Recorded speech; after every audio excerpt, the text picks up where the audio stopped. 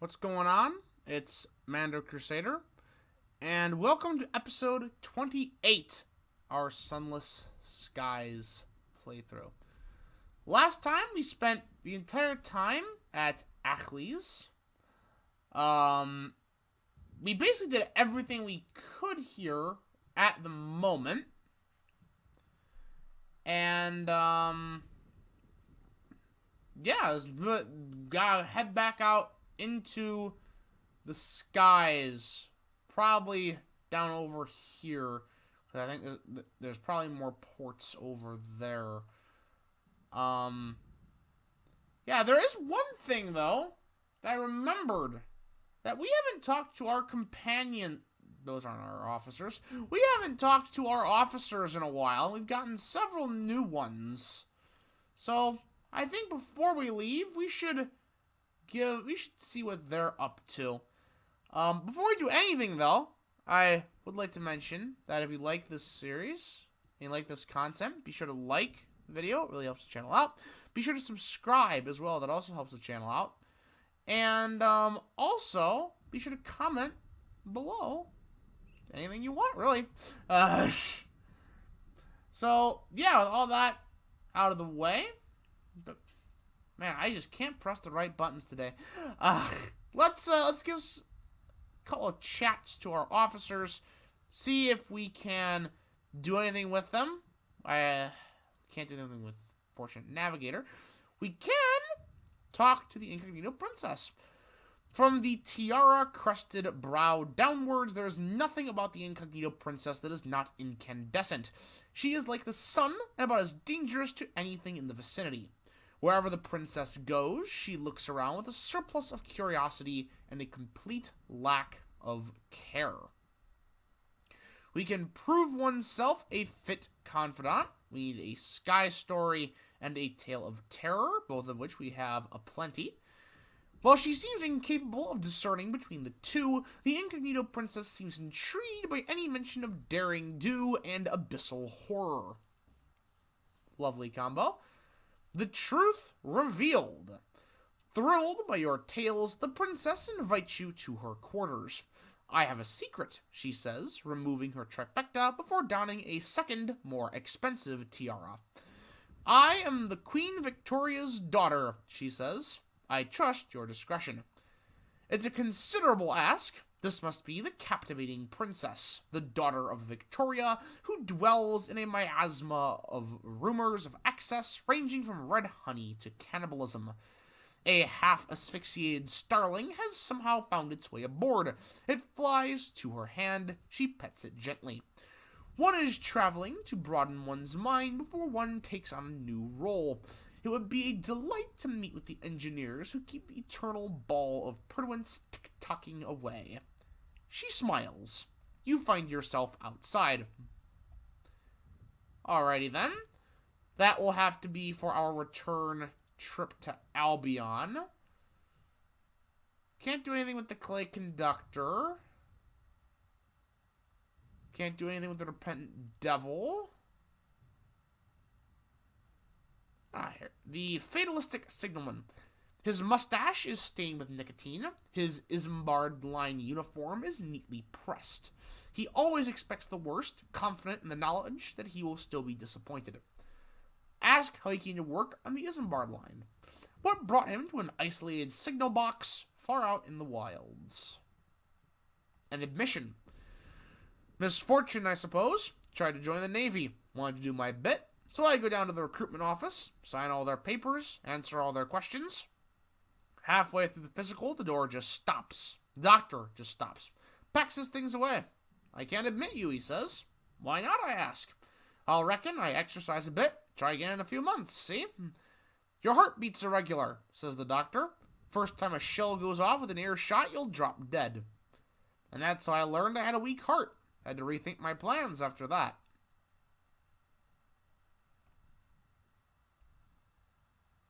Okay. Apparently that's all we can do with him right now. The amiable Vagabond we can talk to. He can usually be found in good spirits and good company, gambling, laughing, playing a tune. Failing that, he will be deep in conversation with some cornered crew member or other, quizzing them about their personal history with every sign of sincere interest. If left alone, he grows restless. He sleeps late and rises early, eager to be among the crew once more.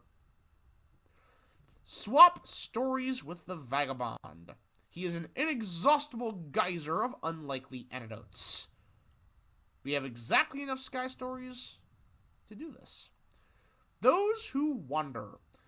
The Vagabond's stories often feature larger-than-life characters from his loose community of vagrants. People with names like Sooty Jim or the Chimney Kid, who collectively call themselves Skylarks. They hitch rides on locomotives, sometimes without permission, and scrounge a living from port to port. "I'm their king," says the Vagabond without humility. "I taught half of them how to tie a bindle." He pauses, sipping from his flask. "We hold monthly gatherings at Port Avon. You should accompany me to the next one. You'll never meet a more interesting bundle of folk." Alright. Next time we head to the Reach, we can do that. Let's see, the Rat Brigade. The Rat Brigade has made a mess of your galley. Straw, bits of blanket, and patches from damaged uniforms have been gathered into a makeshift nest. In contrast, tiny notebooks, battered derringers, and hip flasks that are not as small as you might expect are stored with care, stacked in a corner away from prying hands. Spend some time with the Rat Brigade. They can be a riot if they're in the mood. Rats in the locomotive. The Rat Brigade are playing cards. Cinders is cheating by means of mirrors concealed in the sleeves of her uniform, a spring-loaded trap, and brazen card counting. Albrecht and Petronella have devised a surreptitious drinking game around each new display of bad sportsmanship.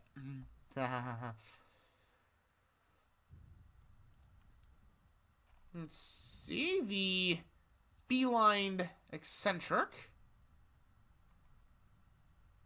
Nothing there. Our useless cat. And the skyworn urchin. Alright. So now with our companions consulted for the first time in a very long time, let's head out in search of the next port. Hopefully it has something to help our rather dire money situation. As soon as this...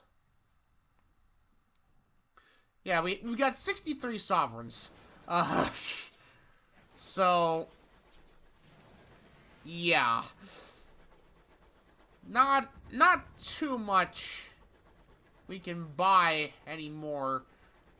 Basically enough for one supply and one fuel at this point. So hopefully the next port can help with that. So yeah, I'm gonna go looking for that. I will see you when I find something.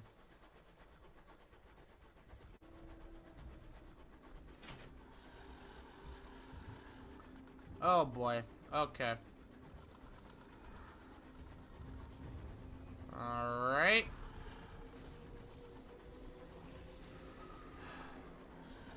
Okay, so this is an Undeparted. They are incredibly annoying.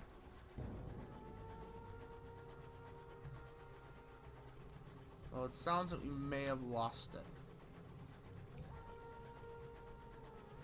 I'm just happy we got away unscathed. Well, relatively unscathed. Ooh! This is some money. Grab the egg, and no curator to defend it. That's what you like to see. And our scout also says there's something this way. Could it be a port? Hopefully, maybe. No. Although this is important. We're going to need those. Let's see, is that... Where are those held? Is it in possessions? Yes, scraps of ancient knowledge. We're gonna need those later in the Blue Kingdom. So it's good we got at least one now.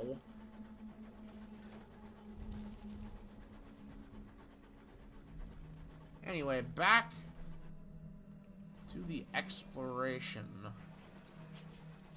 This better be good. Make me backtrack like this.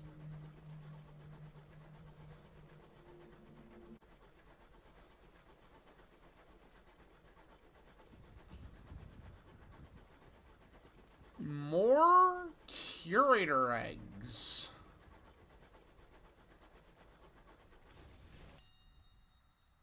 Well, don't mind if I do. This one has a curator, though.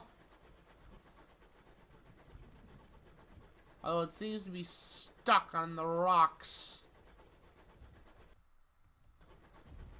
That is good news for us. Very good news.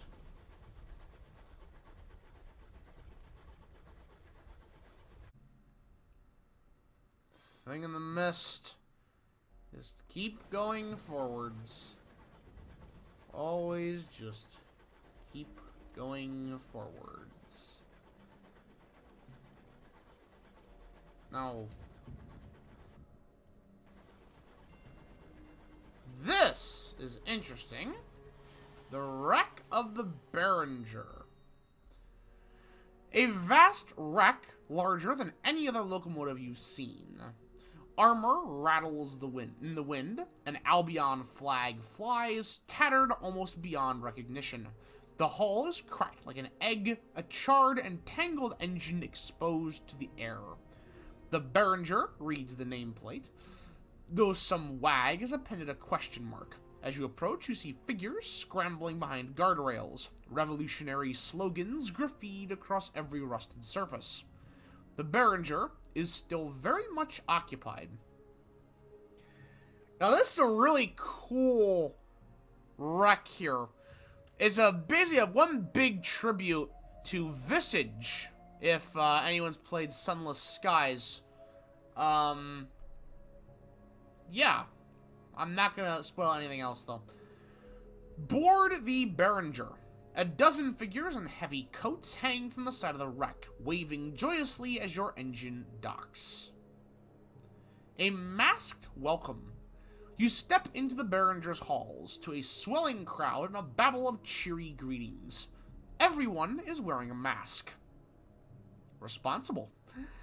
The crowd parts. A woman glides to your side. Her scarlet leather jacket gleams with buckles and vestigial straps. Her face is hidden behind a mask in the shape of a screeching bat's face. Glad to have you aboard, says the unassailable founder, shaking your hand. The unassailable founder's bat mask is impassive. She gestures to a wall of masks behind her. Choose. Speak to the unassailable founder. Before you don a mask, you have questions. Who is she? How did the Behringer end up out here? Questions. How did a London dreadnought end up wrecked in Eleutheria, crowded with devotees of the liberation of night? The founder waves a gloved finger disapprovingly. I can't go prattling my secrets to just anyone, can I? Join our community. Put your trust in us, and I'll extend some trust in return. Right. You can choose the Mask of the Aspirant. Gives us the opportunity to listen to lectures. Also, the Mask of the Supplicant does the same. The Mask of the Scintillant that gives us the opportunity to conduct experiments. And the Mask of the Recalcitrant gives us opportunities to debate. Let's see. Oh, the Supplicant delivers lectures, not listens. Let's choose the Mask of the Aspirant first. A sculpted silver rose, blank, eyeless, mouthless. The aspirant listens, says the founder, and blossoms. As the mask slips over your face, you realize that it is ingeniously designed so you can see perfectly between the folds of the silver petals. The aspirant's role is to absorb, says the founder. Go to the library and read a book. Go to the forum and enjoy yourself. Stay quiet. Grow. A teeming wreck. The Behringer's rusting innards have been hollowed. The walls and floors of a dozen interlocking corridors have been methodically stripped away, carving a vast hive-like atrium draped with ladders and crisscrossed with rope bridges. Anarchists bustle back and forth between a circle of iron doors below. The largest are labeled Laboratories, Forum, and Hall of Debate. Your fellow aspirants are, by far, the most common among the masked figures. Dozens of silver-faced anarchists mill back and forth between the libraries and the forum, silent except for the occasional polite cough. Well, let's head to the forum. A stream of aspirants, supplicants, and recalcitrants are barreling through the double doors. The forum greets you with a cacophony of competing voices and the arid stench of gunpowder. This was once the Dreadnought's vast storage room, and now munitions crates have been stacked and shoved together to create a semicircle of stages. Hopefully no one lights a cigarette. The stages are occupied by supplicants, voices raised. Let's attend a lecture. You flit between supplicants, one is tripping over his words, another reaching her conclusion. Finally, you find a speaker whose words are intriguing. Today's lecture. The first lecture you stumble upon has attracted a vast crowd, and you must fight to even get to see the speaker. He has a dejected posture, his voice is quiet but insistent. Who made the halved forego its obligations? He asks. Who was the storyteller whose words extinguished a star? Oh, that's a reference to a port we spent a while back. A while at, I meant to say. Or instead of a port, I should say a certain well. The other lecture to entice you is that given by a diminutive old woman speaking in a dry whisper to only 3 aspirants. But you catch the phrase, coils of shattering ice, 1,000 feet high. Let's listen to the lecture about the storyteller, mainly because our terror is already quite high and I really don't want to gain any more. He's exploring parts of Eleutheria's history that are usually only mentioned in whispers. This will earn the respect of the founder and gain us 2 Eleutherian mysteries. The storyteller. Stories are dangerous, and they spread, but they are not quite like fire. They transform rather than destroy. When the halved was halved, as it mourned the loss of its twin, someone told a story that changed its mind. And when its mind changed, so did everything, for everyone in Eleutheria. I don't know the nature of story or storyteller, but I can speculate. The storyteller was most likely an advisor, someone trusted, and I don't think they foresaw the halved's reaction. And the story itself, well, I suspect it ended with a death. A forest of hands raises, but the supplicant retreats. We've gained 2 Eleutherian mysteries, and by listening to a lecture, you have shown the founder that you can be an aspirant. Perhaps now she will tell you more about herself. Let's approach the founder. Let's ask why her mask is different from the others. The face of the bat is distinctive. You've not seen another during your time aboard the Behringer. The mask of the bat. The founder laughs. My father was a diplomat for London. In my formative years, we were stationed on an island called VISAGE, far out to the sea. The locals' lives revolved around the mask they wore. We chose our faces for ourselves. I was keen to implement something similar here. She adjusts her bat mask. This represented the worst of the outsiders, the exile who brought nothing but misfortune and death. After I turned a traitor and left the Admiralty, it seemed an appropriate statement. Well, let's change our mask. Let's switch to the mask of the supplicant. The supplicant's job is to talk, says the founder, fastening the mask of a hideously toothed anglerfish over your face, and perhaps entice. The supplicant. A miniature lantern dangles from your new mask, swinging back and forth between your eyes. The supplicant gives speeches in the forum, says the founder. Thanks to the mask, a person's reputation, or lack thereof, doesn't matter here. Just stand and talk, and if you're saying something worthwhile, perhaps you'll attract an audience.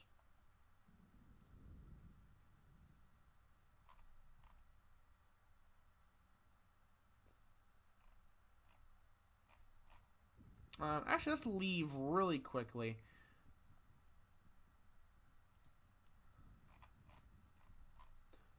Let's see. There are plenty of aspirants. Oh, right. This paragraph changes as you change your mask.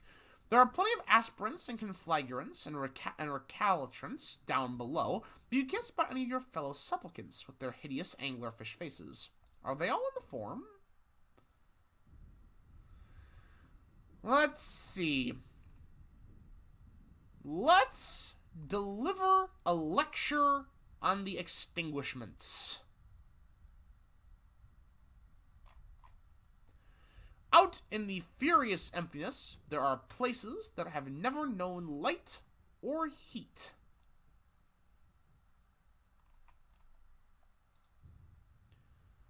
We required 3 Eleutherian mysteries, which we have. The extinguishments.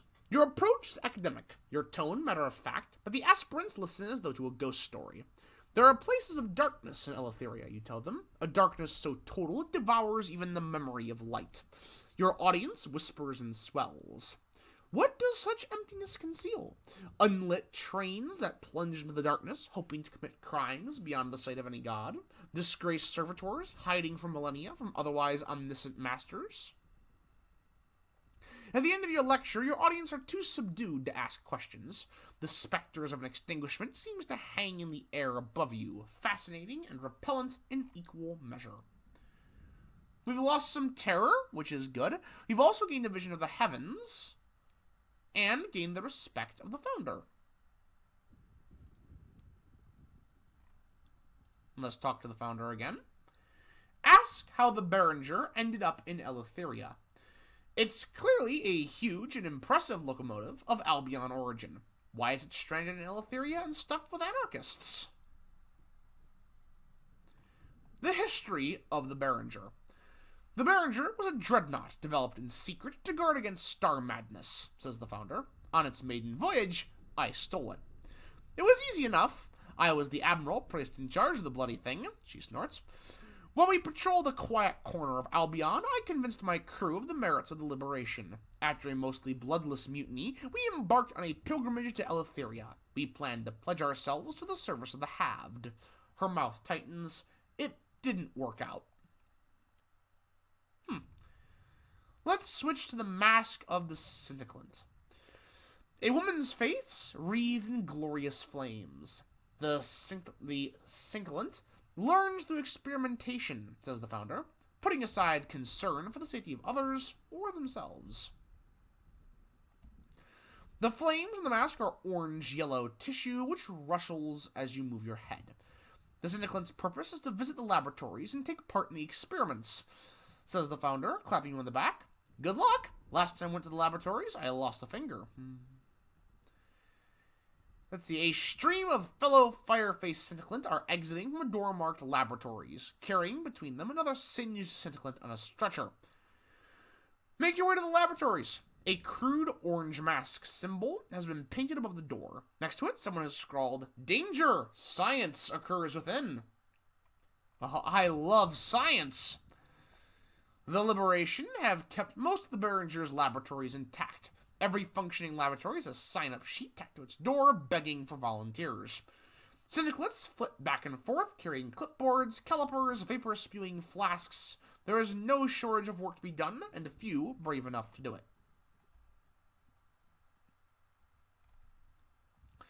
Let's take part in let's conduct our own experiment.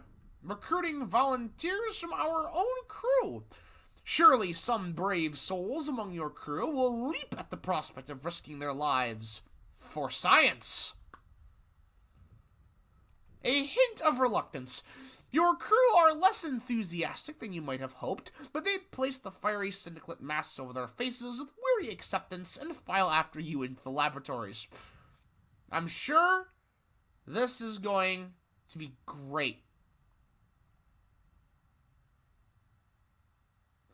You know what? On second thought, let's abandon. And this is a horrendous idea.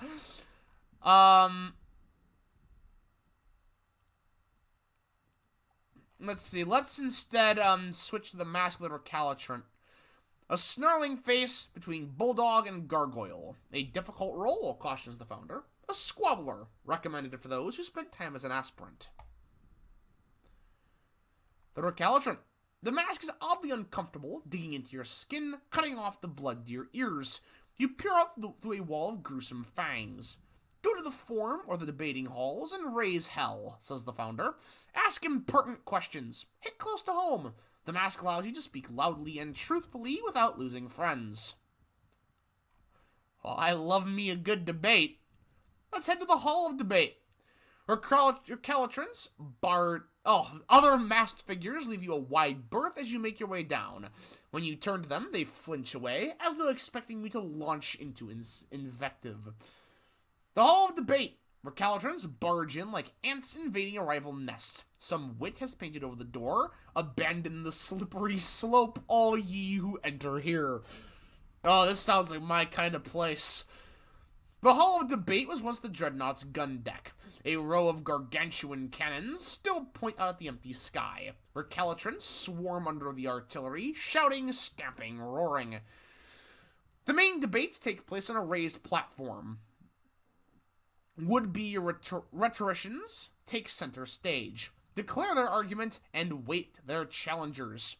3 recalcitrants state their position. Which will you dispute? Morality is a social construct that collapses without the fear of punishment. That's a bold statement. That is a bold statement, my friend. Let's debate it. This recalcitrant clearly hopes to deal only in abstract philosophical matters. The audience won't have a personal stake in the outcome. 28% chance of success. Let's go. We fail. You do your best, but the recalcitrant on the podium refuses to budge an inch. Just when you think you found a flaw in her argument, she moves on to something else, leaving the point unaddressed. Soon, your arguments are going in circles. The surrounding recalcitrants grow restless. Give someone else a turn to talk, one of them shouts. Refuse to back down. You won't admit defeat. Yes, I am right. And I know this because I said so. Your argument circles and stagnates as you and your opponent reiterate the same points again and again. Eventually, a third recalcitrant steps in and declares that you've used up your allotted time and must step down. I can't believe I have lost a debate. I can't believe this. Well, I guess I have to leave.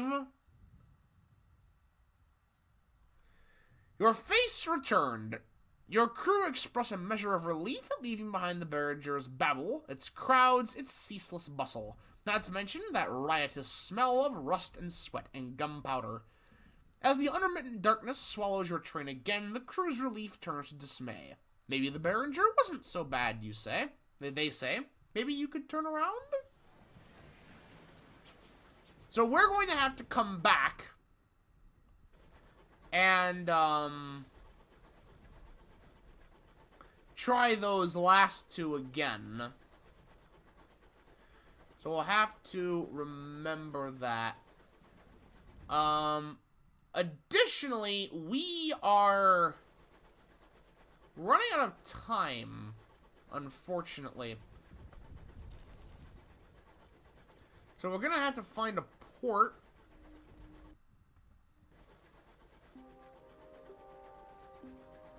that we can dock at. So we can end this episode.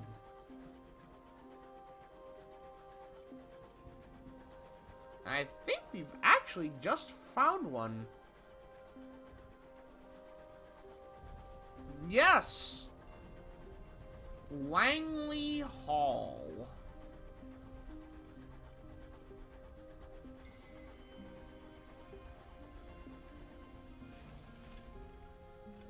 Excellent. So, we will explore this in the next episode, because unfortunately we are out of time. Thank you so much for watching. If you like this video, remember, like and subscribe. Both really help the channel out. Comment below anything really. And yeah, that's about it. I will see you in the next video. Have a good one.